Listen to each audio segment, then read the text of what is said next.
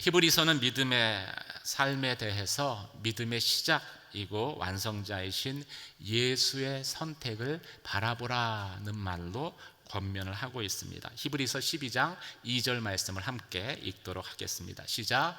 믿음의 창시자여 완성자이신 예수를 바라봅시다. 그는 자기 앞에 있는 기쁨을 위해 부끄러움을 개의치 않으시고 십자가를 참으셨습니다. 그래서 그는 하나님의 보좌 오른편에 앉게 됐습니다. 그 예수 그리스도는 앞에 있는 기쁨을 위해서 현재의 부끄러운 십자가를 지시기로 선택하셨고, 그 결과로 미래의 하나님 보좌 우편에 앉으셨죠. 믿음이라는 것, 온전한 믿음이라는 것은 미래의 영광을 위해서 현재 내가 당하는 불이익과 손실을 감수하기를 선택하는 것입니다. 이것이 참 실속 있는 거래인 이유는 미래에 우리가 얻게 될 영광의 크기가 지금 현재 당하는 고난의 크기보다도 훨씬 더 크기 때문일 것입니다. 하지만 성경은 이 정반대의 거래도 있다는 것을 말씀하고 있습니다. 팥죽 한 그릇과 자신의 장자권을 판 에서의 선택이죠. 에서의 거래입니다. 그런 눈앞에 배고픔을 채워줄 팥죽 한 그릇과 영원한 하나님의 장자권을 거래를 했습니다. 사실은 이 거래가 될 수 없는, 성립될 수 없는 그러한 거래이죠. 가치의 차이가 너무나 크기 때문입니다. 하지만 인간이 본능에 눈이 가리워지면은, 본능에 사로잡히게 되면 이 말도 안 되는 거래를 그냥 용인하게 된다는 것입니다. 에서도 예외가 아니었습니다. 그렇다면 우리는 믿음의 사람으로 어떻게 이런 어리석은 거래를 우리의 삶에서 배제시킬 수 있을까요? 그러기 위해서는 현재의 고난과 장차받을 영광의 가치를 제대로 평가할 수 있는 그런 영적인 안목이 저희 가운데 있어야 할 것입니다. 오늘 본문은 그러한 영적인 안목이 얼마나 중요한가를 저희에게 잘 나타내주는 말씀입니다. 먼저 오늘 본문의 말씀은 우리의 선택 이전에 하나님의 선택이 있었다는 사실을 밝히고 있습니다. 19절에서 23절까지 말씀을 함께 읽도록 하겠습니다. 시작. 아브라함의 아들 이삭에 대한 기록은 이러합니다. 아브라함이 이삭을 낳았습니다. 이삭은 40세 밧단 아람의 아람 사람 부두엘의 딸이며 아람 사람 라반의 여동생인 리브가를 자기 아내로 맞이했습니다. 이삭은 자기 아내가 임신하지 못해서 그녀를 위해 여호와께 간구했습니다. 그러자 여호와께서 그의 간구를 들어주셔서 그의 아내 리브가가 임신하게 됐습니다. 그런데 뱃속에서 두 아이가 서로 싸웠습니다. 리브가는 내게 왜 이런 일이 일어나는 것일까? 라고 말하며 여호와께 나아와 여쭈어 보았습니다. 여호와께서 그녀에게 말씀하셨습니다. 두 나라가 내 태 안에 있다. 내 태 안에서부터 두 민족이 갈라질 것이다. 한 민족이 다른 한 민족보다 강하니 형이 동생을 섬기게 될 것이다. 이삭은 40세가 될 때까지 혼자 살다가 리브가를 만나서 늦게 결혼을 했습니다. 리브가는 가나안 여인이 아니었죠. 하나님의 약속과 복을 받은 집안의 딸로, 하나님께서 아브라함을 통해서 주신 복은 이 믿음의 가정을 통해서 이어지는 것을 성경은 보여주고 있습니다.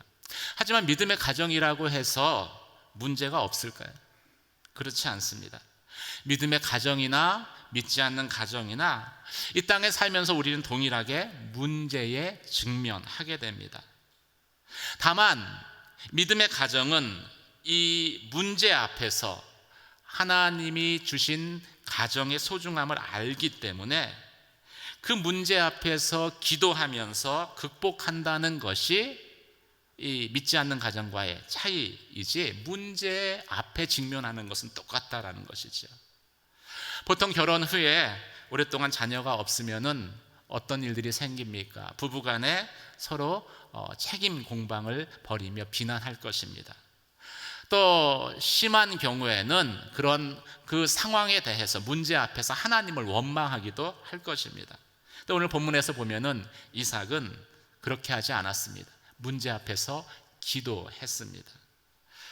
리브가가 야곱과 에서를 낳았을 때가 성경은 이삭의 나이가 60세였다라고 밝히고 있습니다. 이 말은 이삭이 결혼하고 20년 동안이나 자녀가 없었다라는 것이죠. 그럼에도 불구하고 포기하지 않았습니다. 약속의 말씀을 붙들고 이삭은 끝까지 하나님을 신뢰하며 기도했던 것이죠. 그리고 20년 후에 그 이삭의 기도가 응답되어집니다. 기도의 응답으로 리브가가 쌍둥이를 잉태하죠. 근데 여기서 문제가 다시 생기는 거예요. 이 쌍둥이가 리브가의 뱃속에서 싸우기 시작을 한 것입니다. 지금처럼 내시경이 있어서 상황을 살펴볼 수 없었기 때문에 리브가는 당황하며 영문도 모른 채 아픈 배를 움켜쥐고 하나님 앞에 기도했습니다. 그렇게 기도했을 때 하나님의 놀라운 계획을 발견하게 됩니다. 알게 되죠. 내 뱃속에 있는 두 쌍둥이가 민족이 될 것이고 두 국가를 이룰 것이다. 그런데 그 두 국가는 갈등하게 될 것이며 큰 자가 작은 자를 섬기게 될 것이다 는 하나님의 계획을 알게 되죠. 큰 자가 작은 자를 섬긴다라는 이 하나님의 놀라운 계획은 편애처럼 보이지만 사실은 편애가 아니라 하나님의 선택입니다. 이 선택은 철저하게 하나님의 주권에 속한 것입니다. 그래서 하나님께서 왜 큰 자가 작은 자를 섬기게 하셨는지, 왜 야곱을 하나님의 언약의 통로로, 축복의 통로로 선택하셨는지 저희는 하나님의 선택이 참 의아하다, 신비롭다라고 이야기할 수는 있어도 하나님의 선택에 대해서 시시비비를 가릴 수 없는 것이지요. 주권적인 선택이기 때문에 그렇습니다. 그런데 이 하나님의 선택은 그 당시의 사회적인 통념과는 반대되는 것이었습니다. 오늘날과 마찬가지로 그 당시의 히브리 사회에서도 장남은 항상 대접받았습니다. 강한 사람이었습니다. 중요한 존재였습니다. 제가 장남이에요. 장남이 아닌 둘째 차자는요, 장남에 비해서 항상 소외되고 약한 자로 취급을 받았습니다. 근데 이 야곱과 에서의 이 출생과 관련해서 하나님이 장남이 아닌 차남 야곱을 하나님의 뜻을 펼쳐가는 통로로 선택하셨다라는 거예요. 그리고 그 사실을 태어나기도 전에, 그 둘이 태어나기도 전에 알리셨습니다. 그 당시의 고정관념과는 반대로 큰 자가 어린 자를 섬기게 될 것이다 라고 말씀하셨습니다. 왜 하나님께서 그렇게 하셨을까요? 저에게 물으시면 저도 알 수 없습니다. 아니, 이 세상에 있는 어떤 사람도 알 수 없습니다. 하나님이 그렇게 하시기로 작정하셨기 때문이에요. 그게 하나님의 주권적인 선택이죠. 근데 이 하나님의 주권적인 선택에는요, 우리가 알 수는 없지만요, 거기에는 감춰진 섭리가 있습니다. 하나님의 뜻이 있어요. 하나님이 그렇게 야곱을 선택하셨듯이 우리를 선택하시고 우리를 사랑하시고 우리를 복 주셨다는 것을 우리에게 알리기 위한 것이죠. 우리를 선택하실 때도 그렇게 선택하신 거예요. 어떤 서열이 높아서 또 사회적 관습에 의해서 존귀한 자이기 때문에 또 개인적으로 능력이 있어서 선택한 것이 아니기 때문입니다. 야곱과 에서에 대한 이야기가 쭉 성경에 묘사되어져 있는데 어떻게 보면 에서가 훨씬 더 유능한 그러한 존재로 묘사되어져 있습니다. 근데 왜 하나님께서는 어떤 의미에서는 복받을 자격도 없는 거잖아요. 이 차자이기 때문에, 사회적인 간섭에 의하면. 그런데 그 자격이 없는 야곱을 선택하시고 야곱에게 복을 주셨습니까? 저희는 그 이유를 정확하게 알 수는 없습니다. 분명한 거는 그 야곱을 선택하셨듯이 하나님이 저와 여러분을 선택하셨다라는 사실입니다. 하나님의 이 선택 앞에서 선택받은 저와 여러분은 그래서 항상 감당할 수 없는 은혜입니다. 하나님의 이해할 수 없는 사랑입니다 라는 그 고백을 드려야 하는 것이죠. 나를 선택하신 그 하나님께, 그 하나님의 선택에 대해서 항상 은혜이고 하나님의 이해할 수 없는 사랑입니다 라는 믿음의 고백을 드리는 저와 여러분이 되시길 주님의 이름으로 축원합니다. 그런 선택을 받은 것이기 때문에 우리는 조금 잘났어도 결코 나를 자랑해서는 안 되는 것이죠. 성경이 그것을 말씀하고 있습니다. 고린도전서 1장 27절 29절 말씀을 함께 읽도록 하겠습니다. 함께 읽겠습니다. 시작. 그러나 하나님께서는 지혜로운 사람들을 부끄럽게 하시려고 세상의 어리석은 것들을 택하셨고 강한 것들을 부끄럽게 하시려고 세상의 약한 것들을 택하셨습니다. 29절. 이는 어떤 육체라도 그분 안에서 자랑하지 못하게 하려는 것입니다. 아멘. 사랑하는 성도 여러분, 하나님의 주권적인 선택 앞에서 항상 겸손함으로 그 선택에 대해서 감격하며 감사하는 저와 여러분이 되시길 주님의 이름으로 축원합니다. 내가 자격이 있어서 선택된 것이 아니기 때문입니다. 나를 선택하신 것은 야곱을 선택하신 것처럼 전적인 하나님의 은혜이기 때문인 것이지요. 그 하나님 앞에 우리가 항상 감격과 감사의 고백을 드린다면요, 우리는 이 땅에서 믿음의 삶을 살면서 항상 기뻐할 수 있을 것입니다. 교회도 기쁨 가운데 섬기고요, 가정도 기쁨 가운데 섬길 수 있을 것입니다. 그런 저와 여러분이 되시길 주님의 이름으로 축원합니다.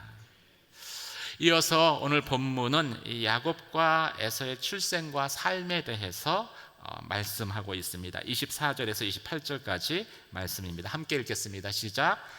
리브가가 출산할 때 그녀의 뱃속에 쌍둥이가 들어있었습니다. 먼저 나온 아들은 빨갛고 온몸이 털옷과 같아서 그 이름을 에서라고 했습니다.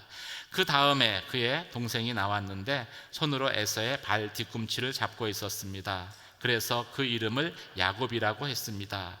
그들을 낳았을 때 이삭은 60세였습니다. 그 아이들이 자라서 에서는 능숙한 사냥꾼으로 들판에 나다니는 사람이 됐습니다. 야곱은 조용한 사람이어서 장막에 머물러 있었습니다. 이삭은 사냥한 고기를 좋아했기 때문에 에서를 사랑했고 리브가는 야곱을 사랑했습니다. 이삭의 아내 리브가가 결혼한 지 20년 만에 낳은 아이는 쌍둥이였습니다. 쌍둥이 중 먼저 태어난 아이가 에서예요. 나중에 태어난 아이가 야곱입니다.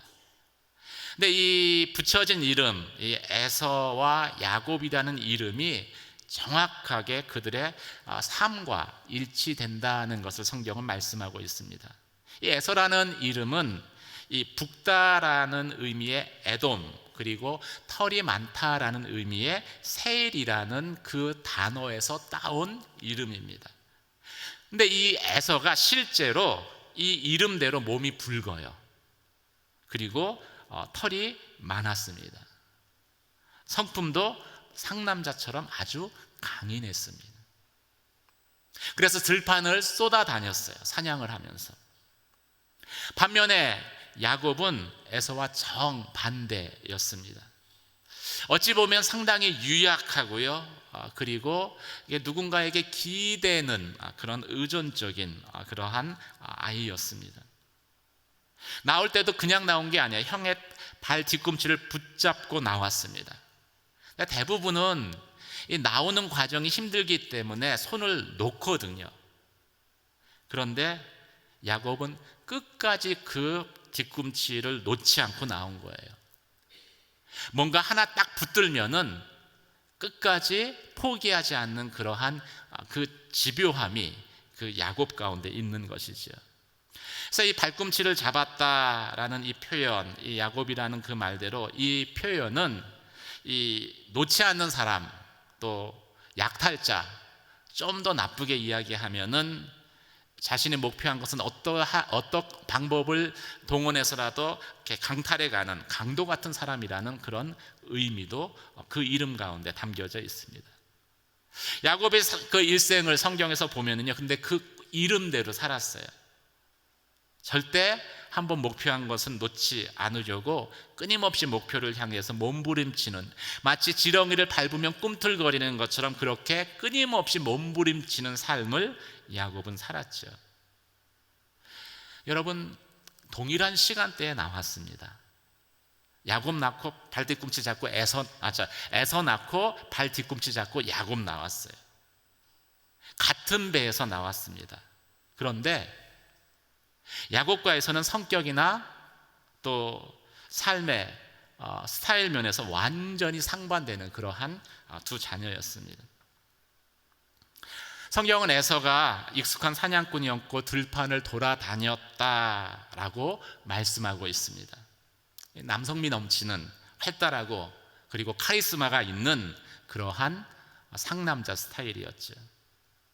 이런 사람은 모험심이 강해요.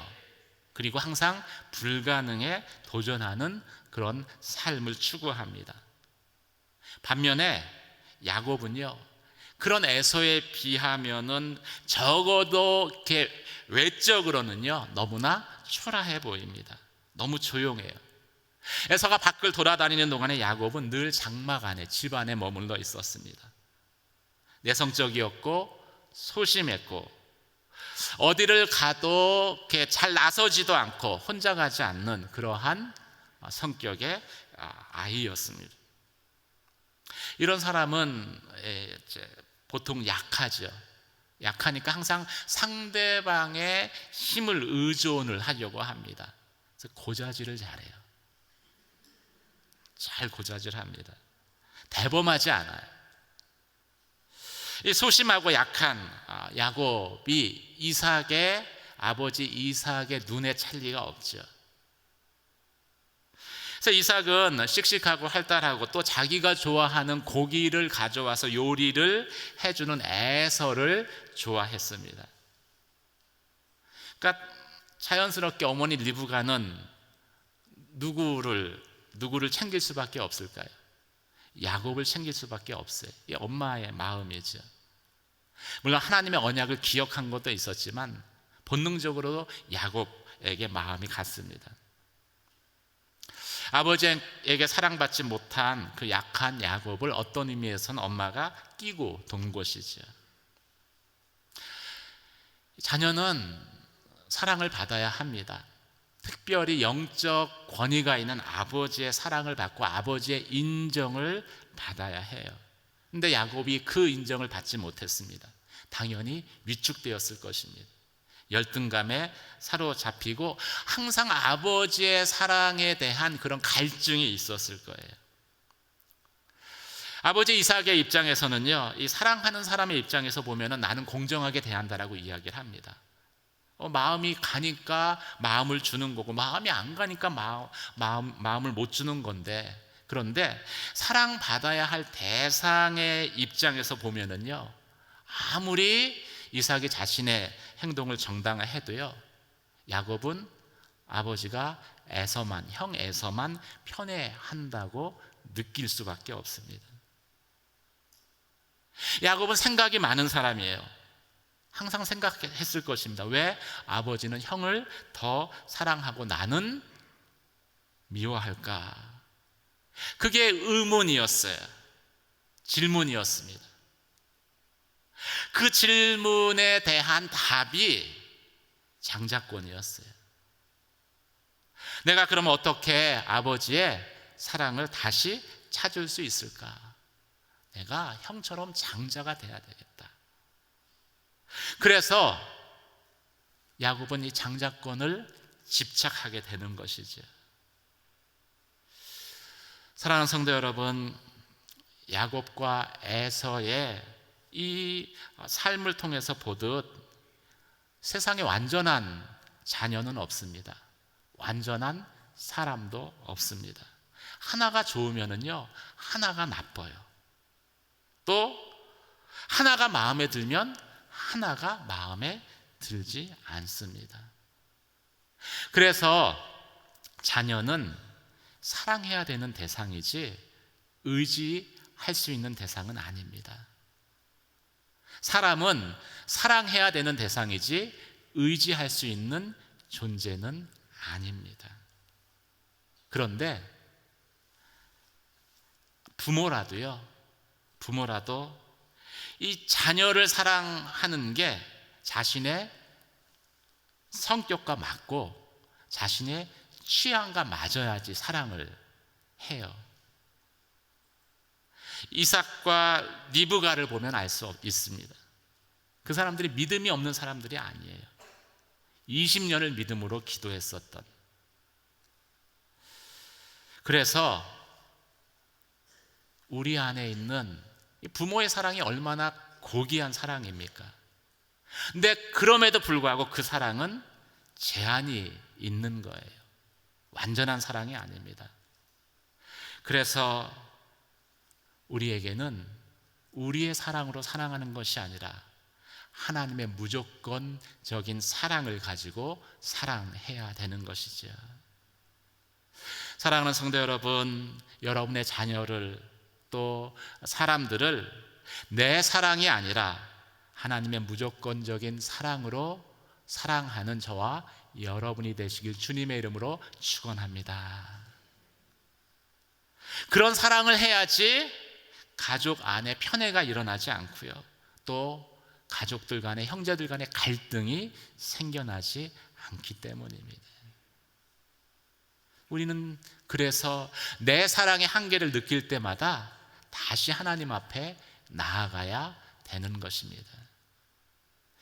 오늘 본문의 말씀은 마지막으로 야곱은 장자권을 얻었고 에서는 장자권을 팔았다는 사실을 말씀하고 있습니다. 29절에서 34절까지 말씀 함께 읽도록 하겠습니다. 시작.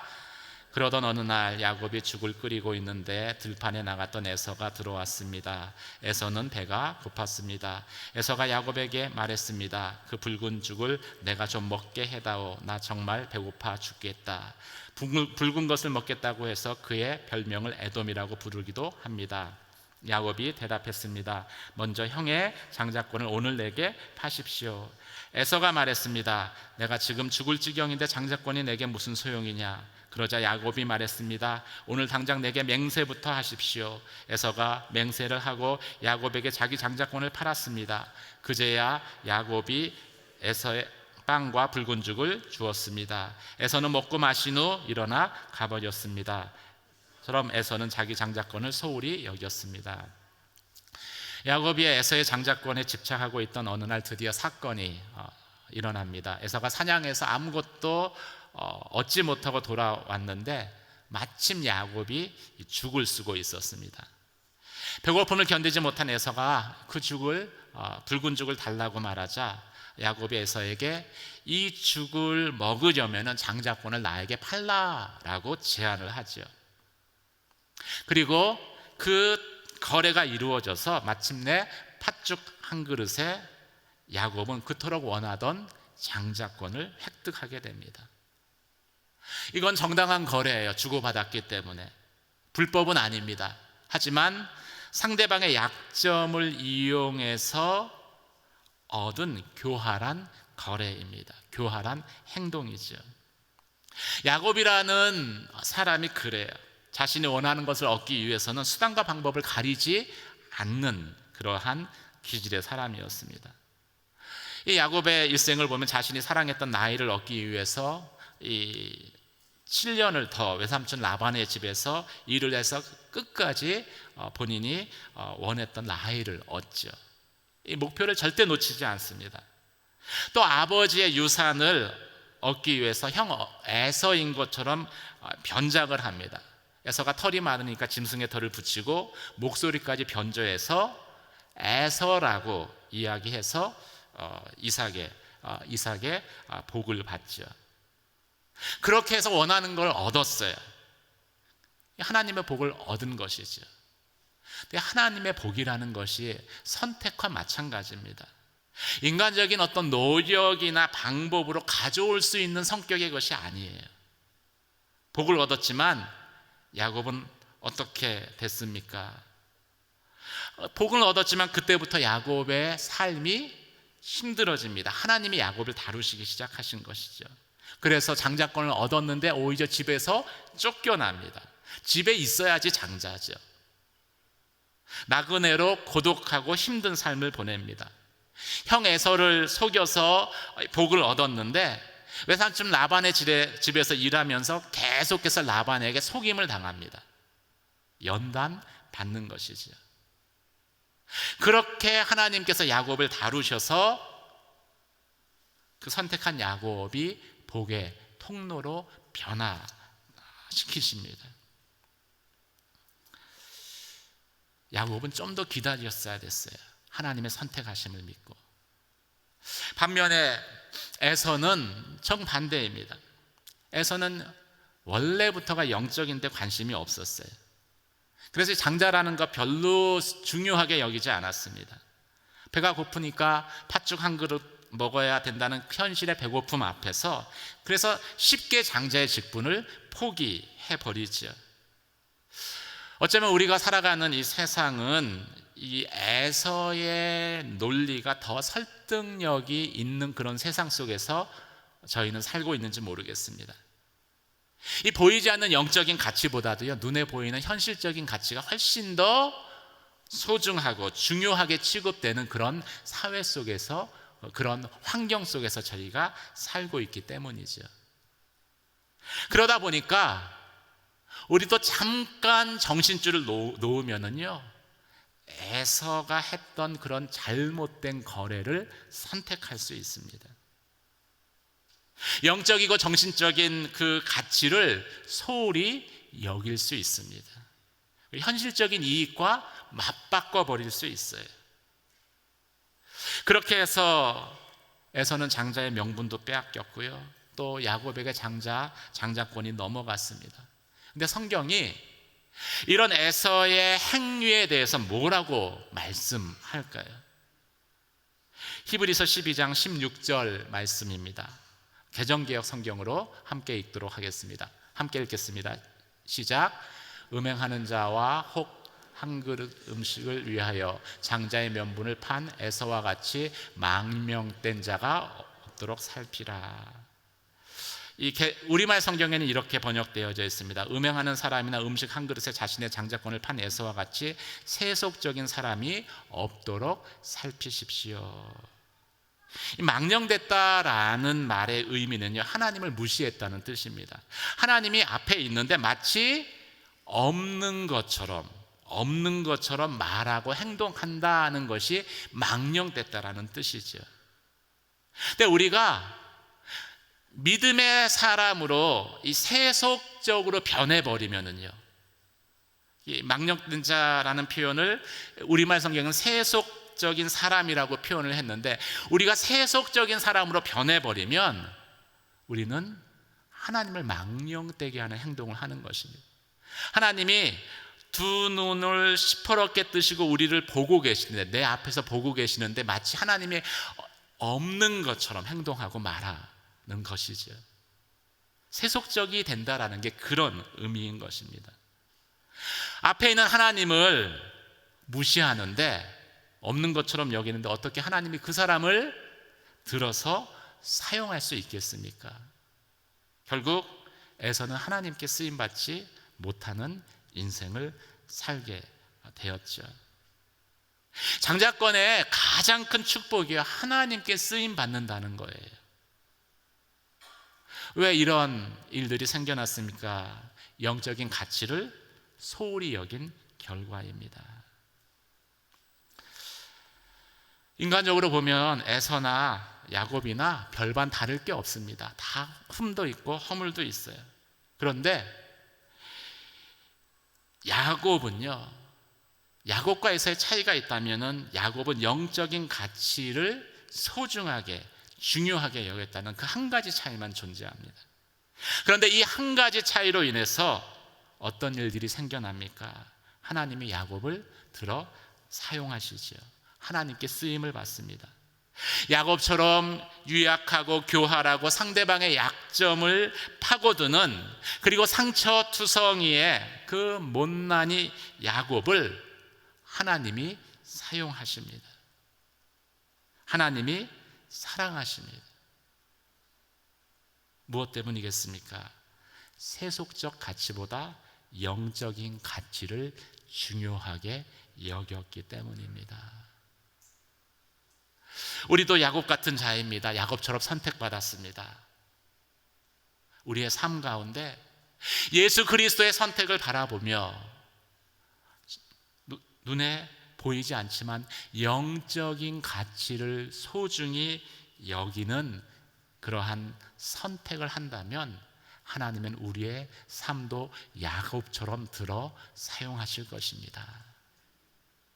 그런 야곱과 같은 삶을 소망하는 저와 여러분이 되시길 주님의 이름으로 축원합니다.